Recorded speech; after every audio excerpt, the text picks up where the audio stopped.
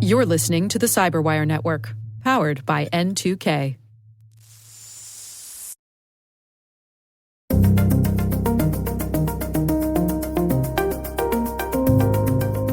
Your average Android application is just as easy to reverse engineer as my game was in the late 80s, because certain aspects of what software is and how it works just simply haven't changed.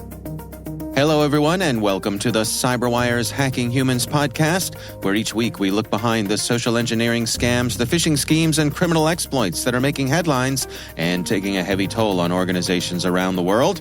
I'm Dave Bittner, and joining me is Joe Kerrigan from Harbor Labs and the Johns Hopkins University Information Security Institute. Hello, Joe. Hi, Dave. We got some good stories to share this week, and later in the show, my conversation with Paul Dant. He's Senior Director of Cybersecurity Research at Illumio.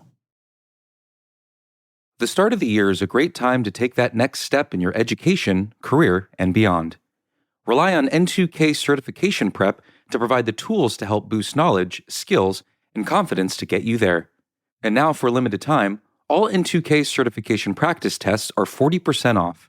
Visit n2k.com/certify and use promo code N2KVDAY. That's N2KVDAY to save 40% on your purchase. That's n2k.com/certify with promo code N2KVDAY. Offer ends Monday, February 19th.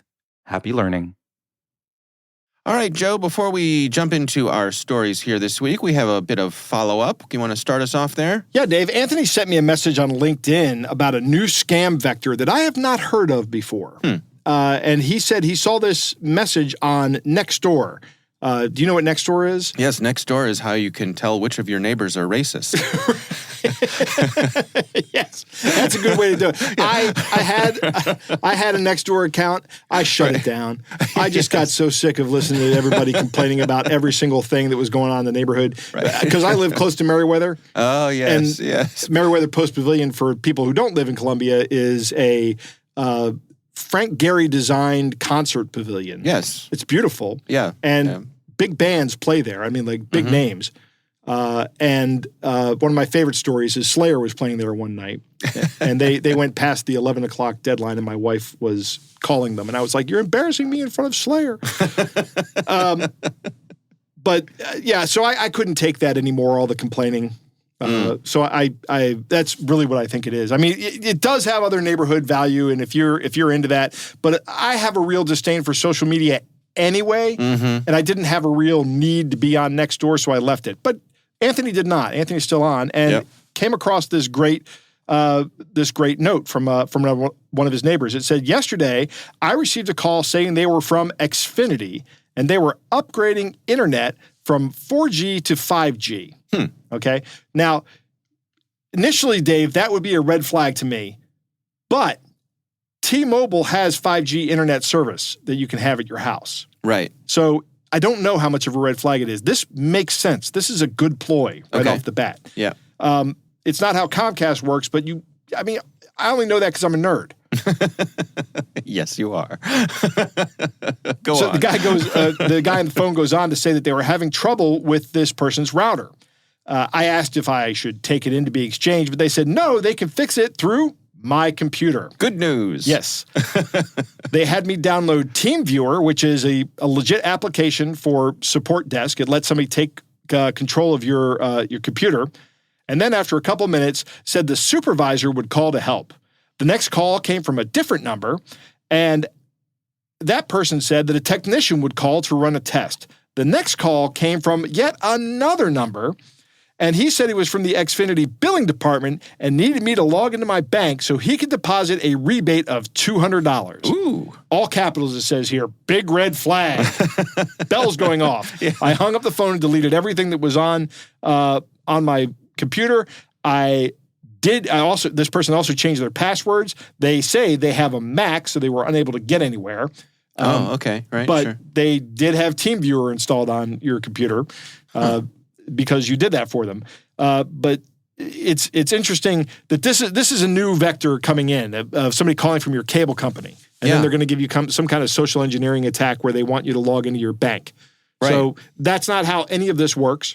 T-Mobile does do 5G internet service, home internet service. Yeah. Comcast does not. They run a wire to your house.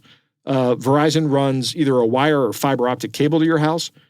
I will add that it is not at all helpful, and I find annoying that Xfinity has branded their latest iteration of their home internet as 10G. Right. Yeah, that is not. Because that's not at all confusing in the marketplace. No, that's what that was some guy in marketing over at Comcast. Right. You know what we'll do? We'll call it 10G. We're going to skip right by 6G, 7, 8, and 9. Right, because those are all actually mobile standards, and there is a 6G standard in development right now. Yeah. But it's I'm with you on that. That is irritating. Well, thanks to Anthony for sending this in. Yes. We appreciate it. And, of course, we would love to hear from you. If you have something you'd like us to share on the show, you can email us. It's hackinghumans@thecyberwire.com. Well, let's jump into our stories here, Joe. Okay. I've got an interesting one. This comes from Florida. I have a story here from WESH2, which is the NBC affiliate in Florida. Article written by Claire Metz, who's a reporter there, and it's titled "Florida Principal Who Sent $100,000 to Scammer Posing as Elon Musk Says She Was Groomed."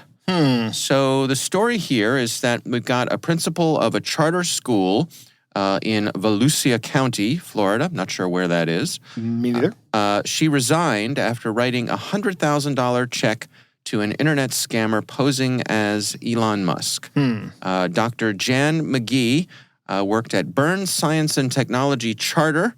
Dr. Jan McGee, PhD. Yep. Okay. And she says herself, she says, "I'm a very smart lady, well-educated. I fell for a scam."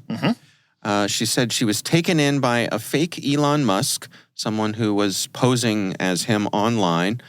And one of the things that this story describes that is interesting here is that she was kind of predisposed to fall for an Elon Musk scam because this is a STEM charter school. Right. So this is a science and technology school. And evidently she had been trying to engage with Elon Musk to take part in the educational process at this school. And I don't know if that meant to get money from them, to just get his participation, to get his endorsement. Right. But she's a fan of the things that he does, and so she had been attempting to get a hold of him, and presto changeo, somebody comes who claims to be him and takes her down a path. Now, I wonder if this is coincidence or not. Yeah. Well, that's a really good point because there's a couple articles I've read about this as I was doing the research here, and I can't recall if it's in this specific one, but someone made the point that she had been making some of this outreach publicly, and perhaps someone had seen that, and sort of in an aspirational kind of way. Right. And perhaps it's possible that someone had seen that and said, aha, here's our chance. Could also just be coincidence. Hard to say.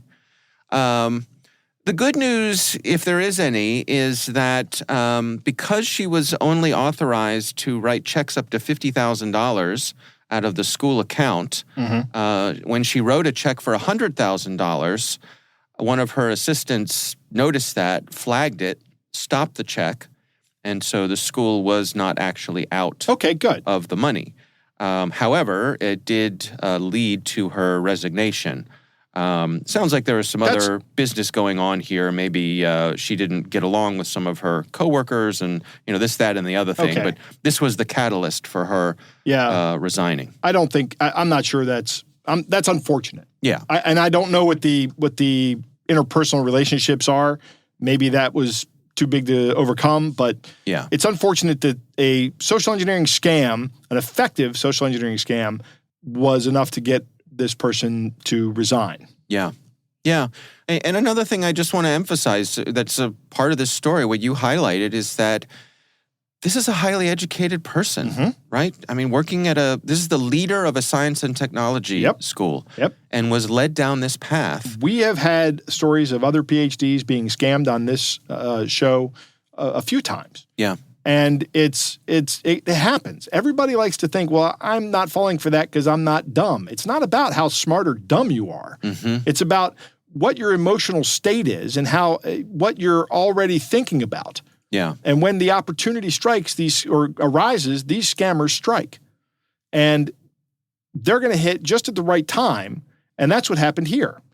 Dr. McGee just so happened to be in the right psychological state to believe that who she was talking to was Elon Musk. Yeah. Because she had gone through and tried to reach out to him. Now, if somebody pretending to be Elon Musk contacted you or me, he'd be like, yeah, right. I'll believe it when a free Tesla shows up at my house. Right. Keep commuting to work by rocket ship. Right. But, But you know what? I think that's a really good point, Joe, but that doesn't mean that there isn't somebody who we would fall for, right? Oh, no, somebody that, like, there's got to be, I'm just trying to think, like, who would I be so enamored with? Who am I such a fanboy of or I admire so much, admire, respect, worship, whatever, that if someone from their office reached out to me, would I fall for it hook, line, and sinker? Yeah, I can think of someone right now that I would fall for, but I'm not going to say that person's name. I'll just say for me, I'm lucky Jim Henson is dead. Right. So, anyway. All right, well, we will have a link to this story in the show notes. Definitely worth a look there. Joe, what do you have for us this week? Dave, my story comes from Max Heinemeyer, who is the Chief Product Officer at Darktrace. And the title of he has a blog post called Tackling the Soft Underbelly of Cybersecurity Email Compromise. There's hyphenated there after cybersecurity and email compromise. So he's talking about, early on in the article, he's talking about a survey they ran, a market survey. One of the things they found in this market survey was that 70% of respondents say they have seen an increase in phishing attacks in the past 6 months, which is significant. Yeah. Further down in the article, he mentions that a few weeks ago, Darktrace had some research that they published that said they have not seen an increase in the number of attacks, but they've seen a change in the composition of the attacks. And what he's saying here is there has been a 135% increase in novel social engineering attacks in January and February of this year, 2023. What does that mean? Well, that's an excellent question. What does that mean? It means that they are different from previous social engineering attacks or from the other social engineering attacks that are coming at the same time. Oh. The content is longer, it's more accurately worded, it's got better punctuation, there aren't any grammar mistakes in it. Can you guess why? I have a notion, but I'm going to let you tell us what it is. It's because they think that, and I'm almost positive this is right, that attackers are using generative AI in order to generate these phishing emails.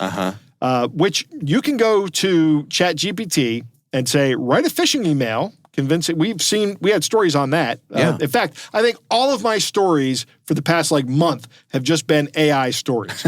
So this is another one. Right. These phishing attacks are getting much better, and these attackers are shifting their attention away from the flimsy, click on this link, you need reset password, right? To having ChatGPT write them a phishing email that says, click on this link to reset your password, and it's a credential harvesting site. The question about this is, what do we do about this? Yeah. The social engineering, the effectiveness of these attacks, if I can tailor these kind of attacks, in the past, we've talked about the difference between phishing and spear phishing, and how I can spend more time writing a spear phishing email and it will be much more effective. Yeah. Well, now we're seeing people writing phishing emails using AI that are going to be more effective as well. So they're going to hit larger portions in a spear phishing email, probably the same amount of contact as they would have with a regular phishing email, but it's going to be a much higher quality phishing email in terms of writing, and that means it's going to have a much higher quality or much higher rate of success. Yeah, I'm going to predict Here's one of my predictions, Dave, that we're going to find that the AI-generated phishing emails are at least 10 times as effective as one that a human writes. Okay. That's my prediction. The thing that strikes me here also is that they can iterate so much more quickly. Right. Right? And also it will assist with the research. In other words, if I'm trying to go after a particular CEO at a company with business email compromise, I can have ChatGPT start off by saying, write me a friendly letter to this CEO. Right. And if that person has a pretty high profile online, it'll be able to draw in things that it knows about that person. Right. And off you go. So all that research time can be saved by using a tool like this. Yep, absolutely. So the question becomes, what do we do? Yeah. And Max has one comment about that. He says, do not lay it on the employees, because giving the employees the responsibility is essentially going to create a trust gap in everything that they do. And they're going to spend all of their time, and they're going to be relentlessly suspicious of every single email that comes in. And that's going to slow them down. Also, if you have a punitive culture there for things that happen badly, for malfeasance in the company, whatever. Yeah. Then that's going to also cause people to stop and slow down and take everything very seriously. Right. The rest of the article then goes on to talk about Darktrace's products, which, as a blog post on the company's website, you would expect, right? But, Sure. Right. But here's the problem to which we have the solution. Right. Yeah. And they do sell AI-powered tools that monitor your emails and watch things like that. Sure. But my observations are this. One, first and foremost, email is still terrible. And I've been saying that now for a number of years. It's the only service on the internet that anybody can put something into your inbox or just give you something and you will accept it. That's the only service on the internet that's like that. Yeah. You don't have to have a web page that takes any input from somebody else. You can just give things out all the time. But email, by its nature, has to receive things, right? I would like to think of some possible solutions for this. One of them is just really strict filtering on who you accept messages from. Perhaps there's some way we can do public-private key. Well, there actually is a way already to do public-private key encryption. Oh, that's so easy, Joe. Right? Yeah, it does have a hurdle. Yes, but that's the thing, right? Right. I mean, these things are a little tougher to do. Yes. Yes. So I don't know. I think from what I see, what I suspect is going to happen is that as the next generation comes up and they're using email less and less, right? Yes. My kids don't use email to communicate with each other. Yours probably don't either. No. I'm almost walked away from email. I mean, I use it very sparingly for things. I use it for communicating with a very small, specific group of people. And then I use it for communicating with companies and that I do business with. Right. That's it. Yeah. Everything else is spam in those emails. I got a Yahoo inbox with 2,000 messages that I will never read in it. Yeah, I mean, that's the thing. It is still the standard for business communications. Right. And and beyond there, dragons be, right? Yes. I mean, that's the problem. Yeah. I don't like email anymore, Dave.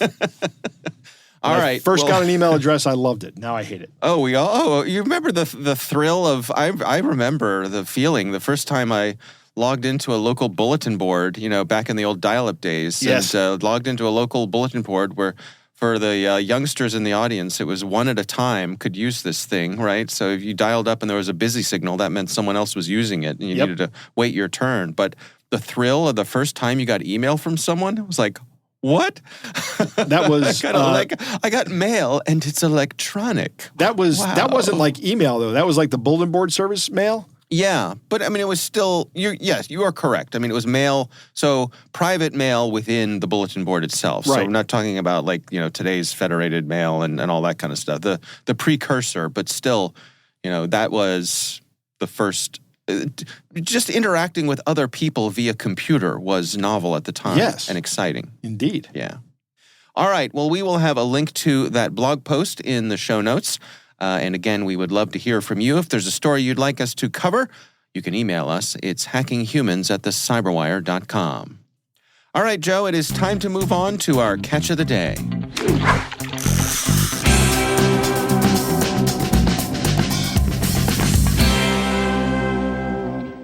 Dave, our catch of the day comes from JP, who writes, "Hi, Dave and Joe. I got this beauty in my inbox today. Had I not been listening to your show for some time now, I may have fallen for it. Thanks for keeping us informed." Dave, this is masterful. Do you want to read it? Yes, it starts off and it says, "Dear customer, we're excited to inform you that we will be upgrading our services to better meet your needs. As one of our valued customers, we want to ensure that you have the best possible experience with our company. Our service upgrade will provide you with the following benefits: improve speed and performance of our services, enhance security features to protect your data, additional features and functionalities to improve your user experience. Here are the other details. Amount, $389. Product, anti-threat protection. We understand that change can be difficult, but we are confident that these upgrades will significantly improve your overall satisfaction with our services. Our team has been working hard to ensure a smooth transition and minimal disruption to your service. The upgrade will take place on April 6, 2023, and we expect it to take approximately 12 to 24 hours. During this time, you may experience some temporary service interruptions, but we will work to minimize any downtime. We appreciate your loyalty and trust in our company, and we look forward to continuing to serve you with the best possible services. If you have any questions or concerns regarding this upgrade, please do not hesitate to contact us. Thank you for choosing NortOne." Okay. It was so good. It was. So this good. is probably written by AI. Yeah. So what we neglected to mention is at the very top of this, there is a logo from Norton. Norton. It says Norton 360. Yeah, and Norton, the well-known, originally known for virus protection, Norton Utilities. Yeah, Peter right? Norton. Yeah, Peter Norton had a suite of utilities, and these days, I guess it's mostly virus protection, that sort of thing. Yes. But a well-known name. Identity protection as well. Yes. So the last sentence of this says, "Thank you for choosing NortOne, NORT dash the number 0 NE." Right. And why it does that is that gets it through the spam filter. Yeah. Because the spam filter knows that it's not coming from a Norton address. And the spam filter doesn't see the picture says Norton on it. Right. You do, the human. But the spam filter sees the NortOne down at the bottom and goes, well, that's not that. Okay, that's fine. Let it through. Mm-hmm. So there is a little bit of trying to elude a spam filter that makes it look a little janky in here. But this whole thing is really well written. Yeah. And that kind of makes me think that this is AI generated. Yeah, I agree. All right. Well, again, thank you to JP for sending that in to us, and we would love to hear from you. Send us your catch of the days to hackinghumans@thecyberwire.com.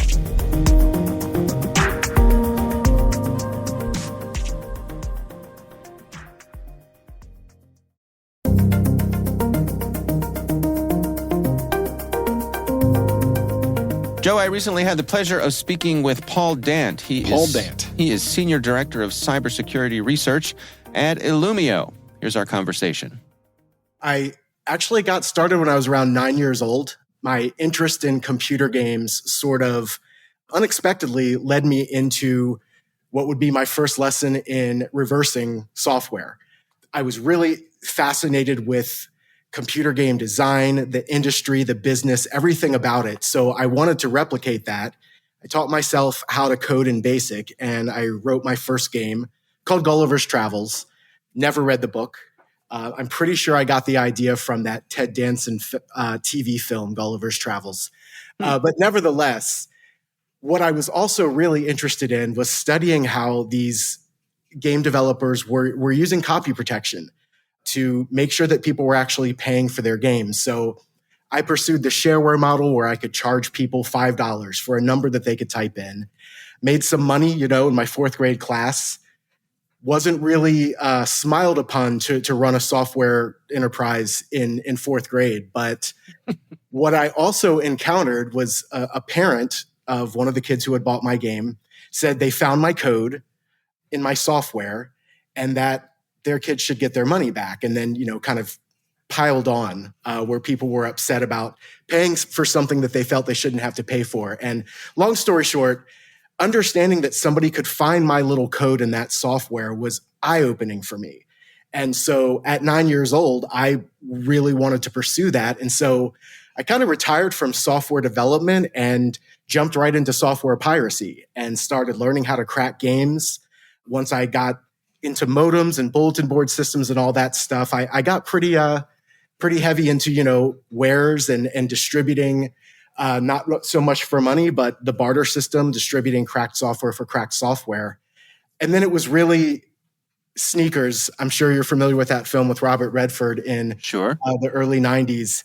That kind of got me thinking, all of this stuff that I'm doing at school that I'm kind of getting in trouble for, I could do this as a living. I could actually have people pay me to break into their stuff and then show them how I did it so they can stop other people from doing it. And that's really what set me on the path. So I'll end it there. That's kind of going back in time and really how I got to where I am today. Well, let me rewind a little bit back with you. I'm curious, when you say that one of the parents found some code, what exactly was going on there? What was it that had folks upset about what you were up to? Great question. So what it really came down to, I think, it was, as I had mentioned before, this was a game that was written in BASIC, and my mind was still thinking that people are just interested in seeing a demo, paying me money, and playing the game. What I didn't realize is that, it's very easy to hit Control-C and then type list and see the actual code of my game. That was just the nature of it being a game written in BASIC. And so I think when one of the parents was able to find that without paying for it, that was kind of the justification to say, we want our money back. Like, we didn't need to pay you to play this game. And yeah, that was a shift in thinking for me. Absolutely. That's interesting. And, it sounds like you and I sort of came up around the same time. And for folks who may not have been around then, a lot of this, we're talking about floppy disks and maybe even cassettes of loading and saving software. But it's fascinating. You're right. Back then, the early software developers and the folks who were selling that stuff, they would use all kinds of clever copy protection on those disks to try to keep people from copying them, from selling those wares. But I feel like every one of us, we had a friend, and it sounds like for your friend group, you were that friend who knew how to get in there and unlock those disks so that everybody could get a copy of that latest hot game. Right. It became a hobby in a sense, but it was also just, in my mind, it was also research. It was hacking these games not just to distribute them. And I certainly wasn't thinking about the commercial ramifications back then, although I probably should have been. But it was really more about understanding how those things worked, and of course, that branched into just the general idea of reverse engineering software. And what's so interesting and why I like to tell stories like this is how long ago that was, how rudimentary we might think some of the technology was. You mentioned cassettes and 5.25-inch floppy disks. But fast forward to today, and I would venture to say that your average Android application is just as easy to reverse engineer as my game was in the late 80s. Because certain aspects of what software is and how it works just simply haven't changed. How does that inform the work that you do today? I mean, for me, I think back to that time, and I really appreciate that those old early computers taught me how to think. They taught me how a computer works and taught me how, as a human, to interact with the machine. I mean, you learned a lot of lessons back then. Are you still using those lessons today? 100%. In fact, that's one of the key things that I love about being at Illumio. I love about the Illumio product is the focus on what I've known since my early days of hacking was the core issue, and that is this ability for an attacker, once he or she has gained access into a network, can typically move pretty freely. Lateral movement is the phrase that we hear describing that quite a bit. But, when I was carrying out these attacks, kind kind of taking over, middle school networks. I grew up in a pretty rural area of Maryland. And so there was not a lot of what I would say computer awareness or computer savviness, primarily among the staff at the schools. And so there was just a lot of question, what is that kid Paul actually doing on these computers? And those days were what really showed me that getting into one computer alone is typically not going to be enough. And now, especially when you look at the much larger, much more diversified attack surface that we see today on the internet, it makes a lot of sense that moving past some of these security controls that we've kind of thought of as the security controls for a very long time, they can be evaded. And once that attacker has gained access to a single system in that network, typically they're able to move around. And that's how these ransomware attacks that we see unfolding quite a bit these days and have been for years, that's really how they're able to be so successful. Moving silently from system to system, analyzing what's on those systems and finding exactly what would cause the most havoc, whether it's bringing their operations to a halt, releasing confidential, sensitive information, whatever the manner of extorting that money ultimately is. The key to it really is lateral movement. And that's kind of the lesson that I still apply today to answer your original question, Dave. When we're talking about that risk, that digital risk, but then also the human side of it, that a big part of this these days is social engineering. How do you recommend that people go about balancing how they protect themselves across those two domains? It's a great question, Dave, and not a very easy answer. We see the attackers are constantly shifting and adapting, whether it's when we bring in multi-factor authentication to help better secure an account, finding ways to evade or even just utilize that to their benefit. So I think when I really look at it, it comes down to an understanding of what these attackers are ultimately looking for. What is the motivation? And it's, in most cases, either your financial accounts information or your username and password. So as much as we talk about it, it's still critical to be reminded that those are sets of information that absolutely must remain with us, that our bank is not going to be calling us asking, what is your password to your account? That's not going to happen. I still think, we have some work to do in getting that awareness really out there. What are your recommendations then? When you're out and about talking to folks who are looking to better protect themselves, what are your words of wisdom? So if we're talking about individuals, it's don't panic. That's the first recommendation I always make. We see all of these examples of, people who may in some ways be especially vulnerable to a pop-up on their computer or a phone call that says, we're monitoring your system, we're from Microsoft, you have a virus. My first recommendation is explaining that that's just not going to happen in a legitimate scenario. Microsoft is very, very unlikely, if at all possible, going to know that you have a virus on your computer. And, we're still in the age where we have a lot of people utilizing technology that they aren't necessarily that deeply aware of and don't have a deep understanding of to even know that Microsoft's not going to call them. Microsoft doesn't know they have a virus. So that's one of the first things when it comes to individuals. Now, enterprises, corporations, I think, that's a whole other set of things when we're talking about very differently motivated attackers who are using very different techniques.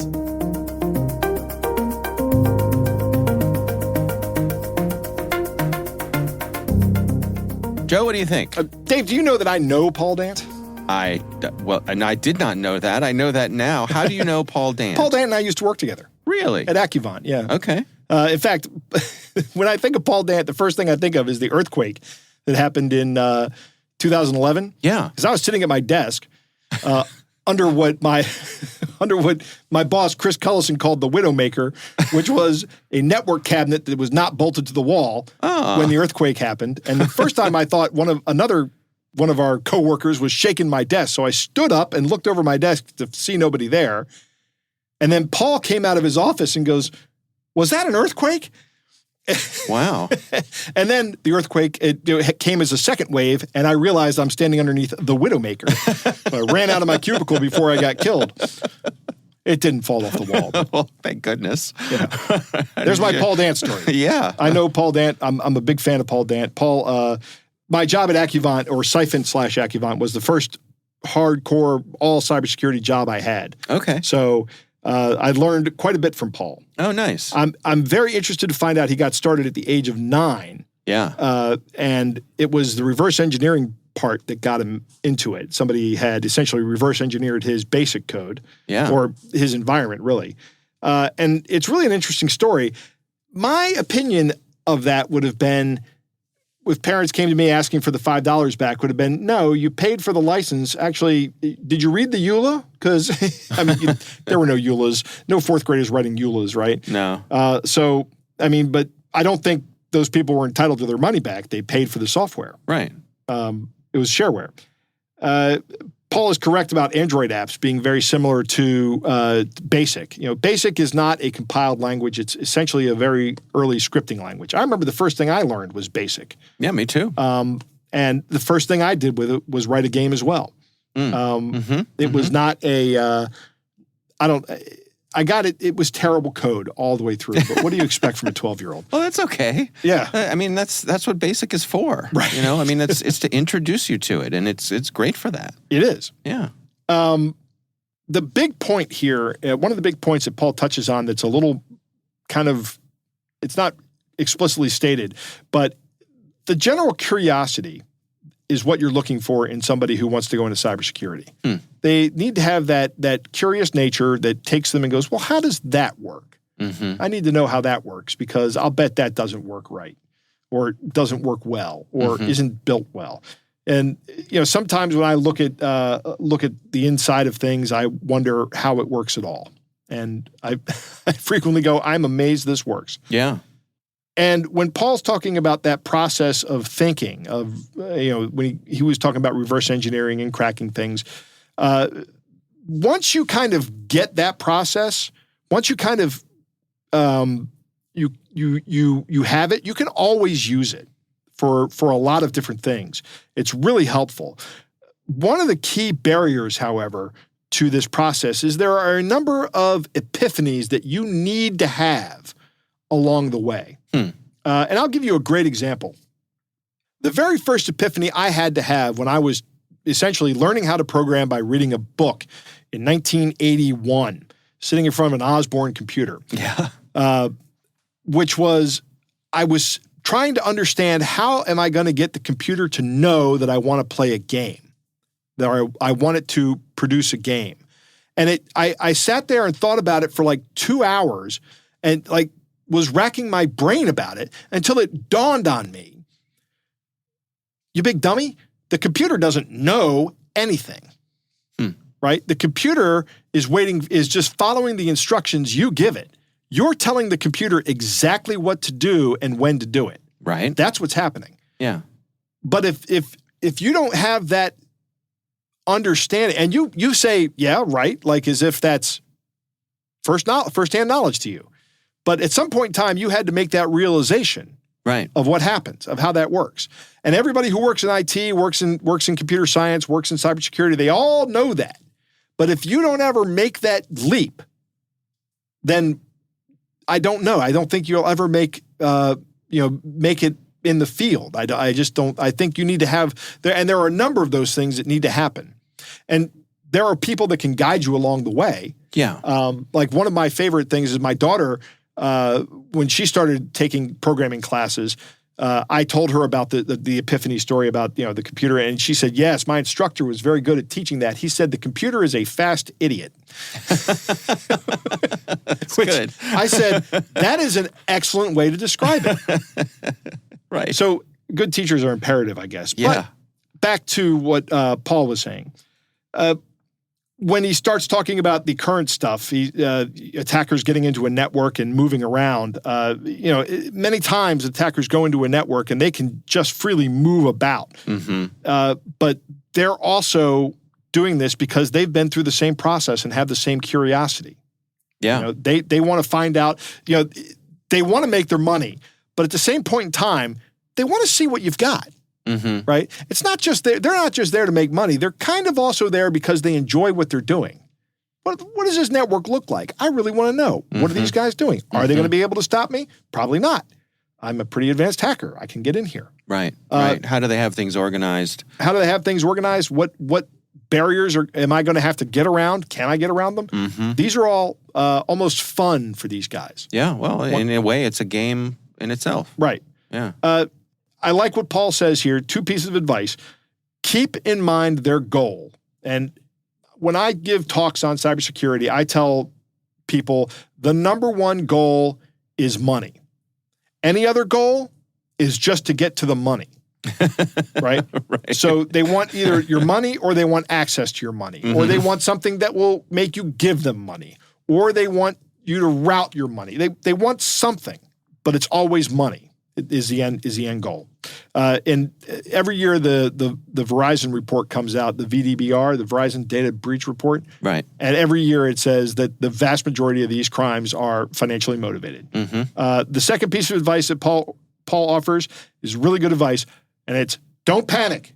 Yes. Remain calm. And we talk about that a lot on the show. The goal of these phone calls and emails is to panic you. Because when you panic, you don't think clearly. That fires off your amygdala, and the amygdala thinks a lot faster than your upper brain, and it results in you doing whatever you think you need to do to get out of the situation you're in. It's great when you have a real fight or flight situation, and your amygdala makes a decision of whether you're going to stand and fight or run.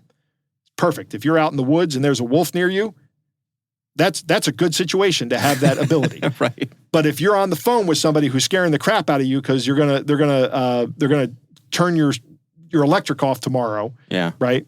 How are you gonna cook? Then you got to go and get me a Walmart gift card. Yeah. Okay. I'll do that. Right. It's don't panic in these situations. Yeah. That's the goal of these guys' operation, is to shut down your cognitive processes. It's good to hear from Paul. I got to reach out to Paul. We got to get together. Yeah. Well, it's nice to know that you two have that connection. And again, our thanks to Paul for joining us. That's Paul Dant. He is the Senior Director of Cybersecurity Research at Illumio, and we do appreciate him taking the time.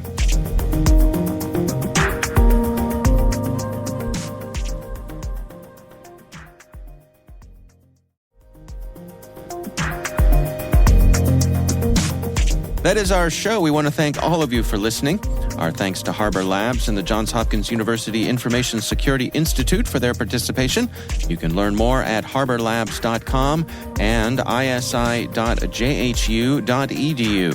The Hacking Humans podcast is proudly produced in Maryland at the startup studios of Data Tribe, where they're co-building the next generation of cybersecurity teams and technologies. Our senior producer is Jennifer Eiben. Our executive editor is Peter Kilpie. I'm Dave Bittner. And I'm Joe Kerrigan. Thanks for listening.